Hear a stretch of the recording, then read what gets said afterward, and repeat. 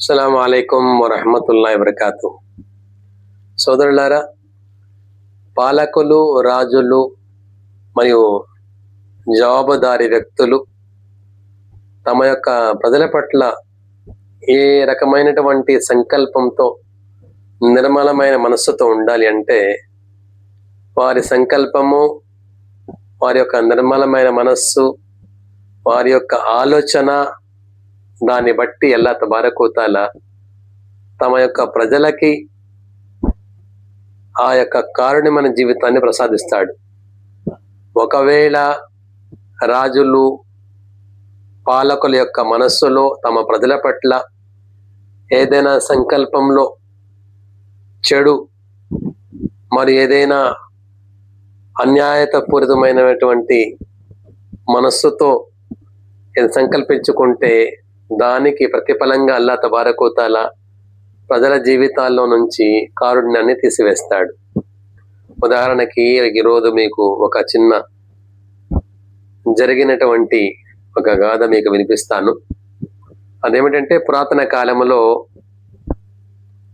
షంషుద్దీన్ అస్-సఫీరి అనేటువంటి ధార్మిక పండితులు తన యొక్క పుస్తకంలో రాస్తారు.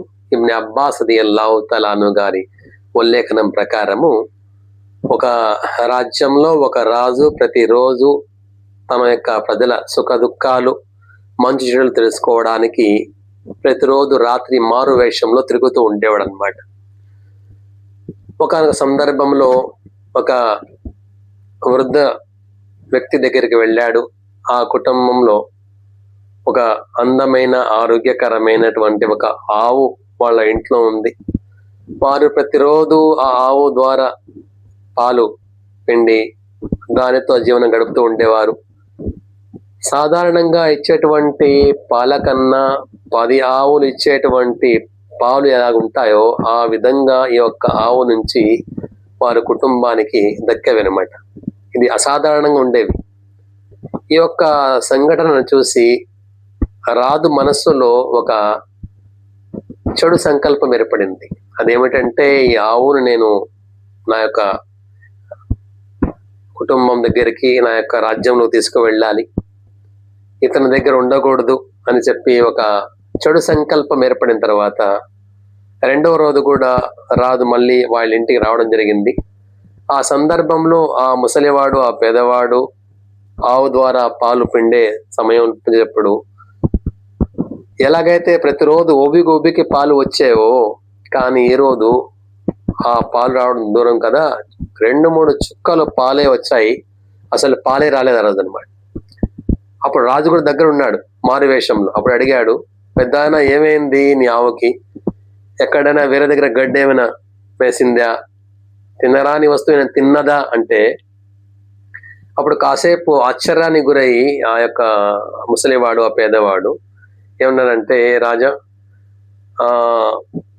నా మనసులో ఒక మాట వస్తుంది. అదేమిటంటే, ఈ యొక్క పట్టణం యొక్క పాలకులు, ఈ మా యొక్క రాజ్యం యొక్క రాజుగారు ఏదైనా చెడు సంకల్పం చేసి ఉంటారు. అన్యాయంగా ఏదైనా వస్తువుని లాక్కోవాలనుకొని సంకల్పించుకుంటాడు. దానివల్ల దైవము మా నుండి ఆ యొక్క కారుణ్యాన్ని తీసివేశాడు అని చెప్పగానే, ఈ మాట వినగానే రాజు గుండె గుబులెమంది. వెంటనే ఆయన అల్లాహ్ తబారక వ తఆలా ముందు, ఆ దైవం ముందు అంతరంగంలోనే పశ్చాత్తాపానికి గురై కన్నీళ్లతో ప్రతిజ్ఞ చేశాడు, ఓ దైవమా, నేను ఇప్పటి నుంచి ఆ ఆలోచన చెయ్యను, అలాంటి చెడు సంకల్పం ఎప్పుడు చేయను, నేను నన్ను క్షమించే వేసే అని చెప్పి ఎప్పుడైతే చెప్పాడో, దాని తర్వాత ఎప్పుడైతే పాలు పిండడం మొదలుపెట్టారో ఆ సందర్భంలో అసాధారణంగా పాలు వచ్చాయి.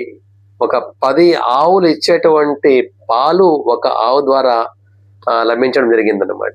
కాబట్టి సోదరులారా, ఎప్పుడైతే ఒక పాలకులు, రాజులు, మంత్రులు కానివ్వండి, ఏ జవాబుదారి మనిషి కానివ్వండి, తన కింద ఉన్నటువంటి ప్రజల గురించి మంచిగా ఆలోచిస్తే, న్యాయంగా ఆలోచిస్తే, తప్పకుండా అల్లాహ్ తబారక వ తఆలా వారి యొక్క జీవితాల్లో మరియు వారి యొక్క ప్రజల జీవితాల్లో కారుణ్య భరితమైన జీవితాన్ని ప్రసాదిస్తాడు.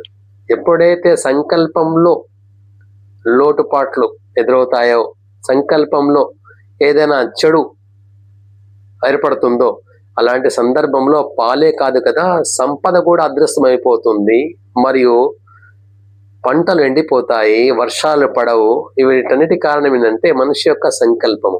అందుకని చెప్తారు ప్రవక్త సల్లల్లాహు అలైహి వసల్లం గారు ఏం చెప్తారంటే, అనా ఇంద జన్ని అబ్దేబి, నేను మానవుని యొక్క సంకల్పానికి దగ్గరగా ఉంటాను. ఏ విధంగా మానవుడు కోరుకుంటాడో అదే విధంగా నేను కూడా అతనికి సాయం చేస్తూ ఉంటాను. కాబట్టి మనం మంచి దృష్టితో నిర్మలమైన మనస్సుతో ముందుకు వెళితే అన్నీ మనకు మంచిగా జరుగుతాయి. అల్లాహ్ తబారక వ తఆలా మనందరినీ తమ యొక్క తప్పుల గురించి తెలుసుకొని పశ్చాత్తాపడి అల్లాహ్ ముందు దృఢమైన సంకల్పంతో క్షమాభిక్ష కోరుకుంటే అల్లాహ్ తఆలా మనల్ని క్షమించి వేస్తాడు, మరియు కారుణ్యమైన జీవితాన్ని మనం సాధిస్తాడు. అల్లాహ్ తఆలా మనందరినీ మంచి కార్యక్రమాలు చేసుకుంటూ ఒకరికి ఒకరు తోడు ఉంటూ నిజమైన జీవితాన్ని, నిజాయితీగా జీవితాన్ని గడపడానికి ప్రాప్తం కలిగాక. ఆమీన్. అస్సలాము అలైకుం వరహ్మతుల్లాహి వబరకాతుహు. ముష్తాక్ మదనీ.